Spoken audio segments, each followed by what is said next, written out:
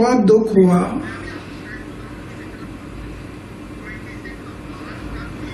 कि अरविंद केजरीवाल जैसे आदमी जो मेरे साथ काम करता था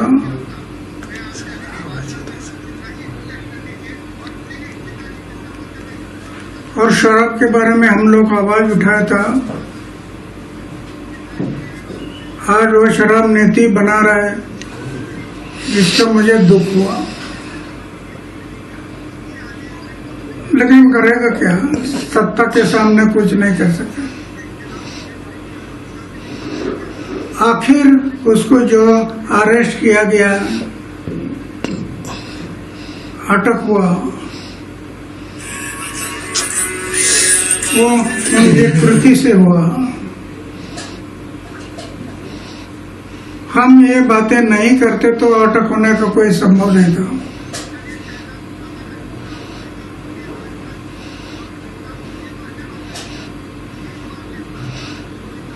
तो जो अटक हुआ है, अभी कानून के तौर पर जो होगा वो होगा, वो सरकार देखेगी, वो सोचेगी। बहुत दुख हुआ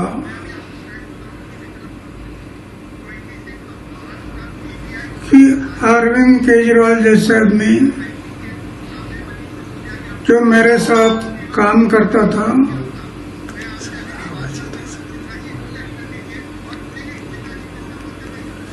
और शराब के बारे में हम लोग आवाज उठाया था,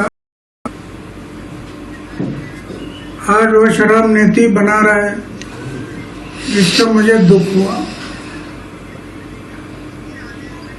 लेकिन करेगा क्या, सत्ता के सामने कुछ नहीं कर सकता। आखिर उसको जो अरेस्ट किया गया, अटक हुआ, वो उनकी कृति से हुआ। हम ये बातें नहीं करते तो अटक होने का कोई संभव नहीं था।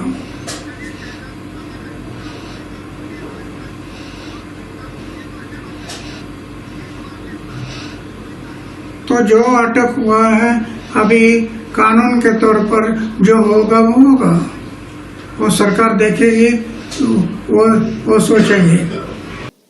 अरविंद केजरीवाल जी की वो सेंस ऑफ एंटाइटलमेंट रहती है और वो बार बार कहते हैं कि ये इलीगल है, ये समन इलीगल है। इस समन के आधार पर मैं प्रस्तुत नहीं होऊंगा। मैं कोई छोटा मोटा व्यक्ति नहीं हूं, मैं मुख्यमंत्री हूं, मैं बहुत बड़ा व्यक्ति हूं, मुझे कैसे समन किया जा सकता है।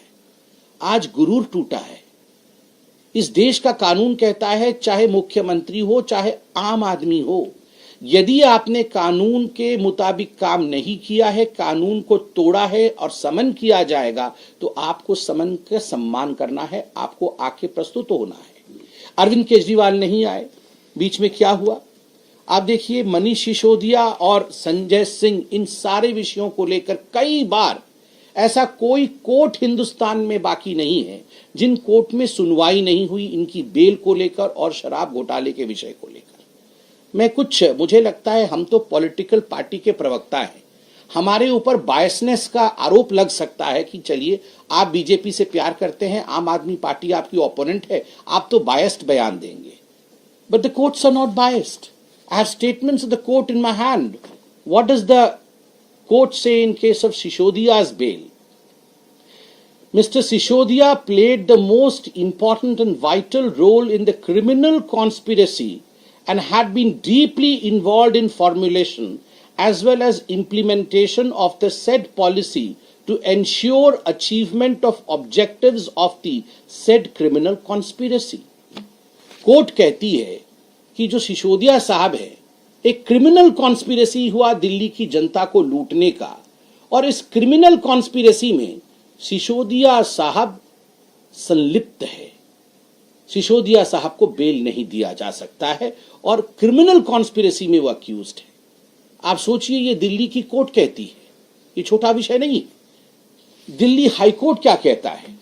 दिल्ली हाईकोर्ट कहता है allegations are very serious in nature. जब बेल को रिजेक्ट किया गया और सारे तथ्यों को देखा गया, तथ्यों के आधार पर सुनवाई हुई, तो दिल्ली हाई कोर्ट ने बड़े स्पष्ट शब्दों में कहा, these allegations are very serious in nature. इतने सीरियस एलिगेशंस हैं और आम आदमी पार्टी नाटक नौटंकी करने में लगी है। Should there be an investigation, a fair investigation on allegations that are serious, or should there be high drama, high voltage drama on allegations that are serious? This is for the people of Delhi and this is for the people of the country to decide. Investigation महत्वपूर्ण है या drama महत्वपूर्ण है? जब allegations बहुत serious हैं, ये हिंदुस्तान के लिए सोचने का विषय है। केवल इतना ही नहीं, सर्वोच्च न्यायालय सुप्रीम कोर्ट में जब ये पूरा विषय जाता है, मनीष सिसोदिया जी के बेल का एक्साइज पॉलिसी के केस में संजीव खन्ना, जस्टिस संजीव खन्ना, उन्होंने बड़े स्पष्ट शब्दों में एक वाक्य कहा जो यहां मैं पढ़ना चाहूंगा और जो मुझे लगता है it was the main reason as to why the whole of country today knows the fact. It was the nail in the coffin and the sentences. Justice Khanna SC said, one aspect regard to the transfer of money, 338 crore, is tentatively established. We have dismissed the bail. Bail को खारिज करते हुए मनीष सिसोदिया का supreme court के justice Khanna ने बड़े स्पष्ट शब्दों में कहा, एक मनी ट्रेल एस्टैब्लिश हुआ है और वह भी 338 करोड़ रुपया का मनी ट्रेल एस्टैब्लिश होता है. कहीं न कहीं भ्रष्टाचार की बू यह सुप्रीम कोर्ट तक महसूस करती है और तभी मनीष सिसोदिया को बेल नहीं देती है.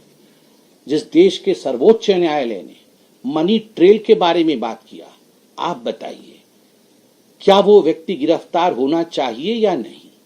उसका जो किंगपिन है, सरगना है, अरविंद केजरीवाल गिरफ्तार होना चाहिए या केवल वह एक मुख्यमंत्री है, वह एक साधारण आम आदमी नहीं है, इसलिए उसे छोड़ देना चाहिए? इतना ही नहीं, आप सभी जानते हैं कि सीएजी की भी रिपोर्ट आई थी.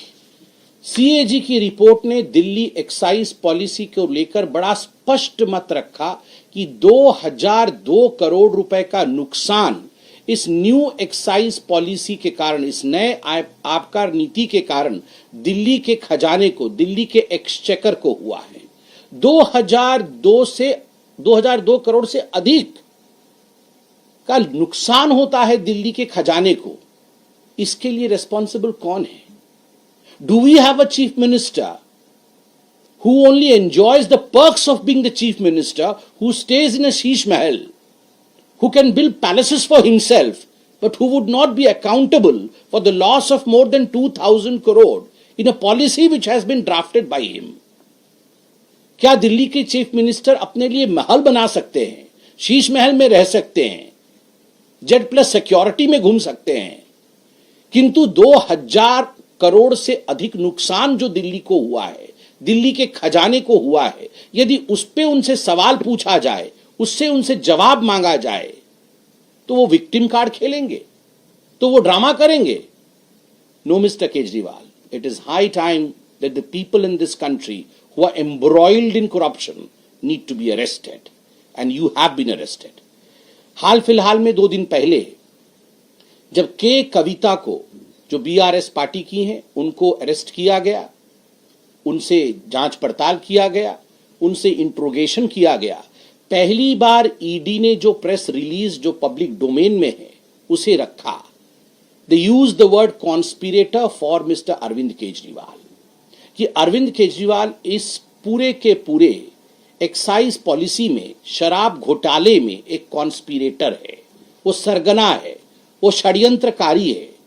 जो साउथ ग्रुप, जो कई कंपनियों का अमेलगमेशन है, ये जो साउथ ग्रुप के कविता की थी, किस प्रकार से बैकडोर लगभग 100 करोड़ रुपए उन्होंने अरविंद केजरीवाल और अरविंद केजरीवाल के मित्रों को दिया, इसका भी ट्रेल ईडी ने बखूबी एस्टैब्लिश किया है, जिसका जिक्र ईडी ने अपने प्रेस रिलीज में दिया है कि कौन सा वो व्यक्ति था, कहां से बैग उठाया गया, वो बैग कहां गया और उसमें कितने पैसे थे. ये सारी चीज पब्लिक डोमेन में है. तो स्वाभाविक रूप से इन सभी चीजों को देखते हुए कल दिल्ली हाई कोर्ट ने, जब 21 तारीख को दिल्ली हाईकोर्ट इमीडिएट रिलीफ के लिए अरविंद केजरीवाल गए थे, तो दिल्ली हाईकोर्ट ने जो कहा वो बहुत महत्वपूर्ण है। दिल्ली हाईकोर्ट ने कहा, we have heard both sides and we are not inclined at this stage to grant protection. The respondent is at liberty to file a reply. Protection के लिए मुझे गिरफ्तार न किया जाए। मैं खास हूं, मैं आम नहीं हूं, मैं गिरफ्तार नहीं हो सकता हूं। जब इस विषय को लेकर अरविंद केजरीवाल दिल्ली हाईकोर्ट गए, दिल्ली हाईकोर्ट ने स्पष्ट शब्दों में कह दिया, हम आपको प्रोटेक्शन नहीं दे सकते हैं। और तथ्यों को देखने के बाद कहा, जब देश की अदालत कहती है कि तथ्यों में फैक्ट्स है, फैक्ट्स तथ्य एक ही होते हैं, कागजों में फैक्ट्स है, तथ्य है, जो भी सबमिशन ईडी ने किया है उसको देखने के बाद तो आपको प्रोटेक्शन नहीं दिया जा सकता है। उसका अर्थ क्या होता है? उसका अर्थ होता है, अरविंद केजरीवाल जी, आपने प्रथम दृष्टया गलती की है, और अगर गलती की है तो देश का कानून जो मेरे लिए है, जो मेरे पत्रकार बंधु सामने बैठे हैं उनके लिए है, और जो व्यूअर्स हमें देख रहे हैं उनके लिए है, आम आदमी के लिए जो कानून है वही कानून मुख्यमंत्री के लिए भी है। मुझे बड़ा आश्चर्य हुआ, आज प्रेस कॉन्फ्रेंस करते समय बहन अतिशी ने कहा कि अरविंद केजरीवाल कोई साधारण व्यक्ति नहीं है, वो एक सिटिंग मुख्यमंत्री है, और एक सिटिंग मुख्यमंत्री ही नहीं, वो Z+ सिक्योरिटी वाले व्यक्ति हैं। एक Z+ सिक्योरिटी पे चलने वाले व्यक्ति को गिरफ्तारी, उनकी गिरफ्तारी कैसे हो सकती है? उनको कैसे हम गिरफ्तार कर सकते हैं?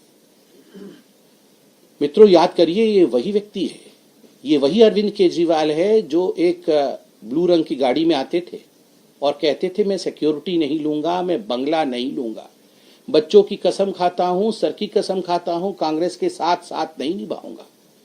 और आज दुहाई दे रहे हैं, मैं तो Z+ वाला हूं, मेरी गिरफ्तारी कैसी हो सकती है? सिक्योरिटी नहीं लूंगा से Z+, घर नहीं लूंगा से शीश महल, बच्चों की कसम, कांग्रेस के साथ नहीं जाऊंगा। अभी सुनने में आ रहा है शायद राहुल गांधी पहुंच ही रहे होंगे अरविंद केजरीवाल जी के घर में, क्यों ना हो भला। द बेल क्लब में अरविंद केजरीवाल जी का भी स्वागत है, सब बेल पे बाहर हैं।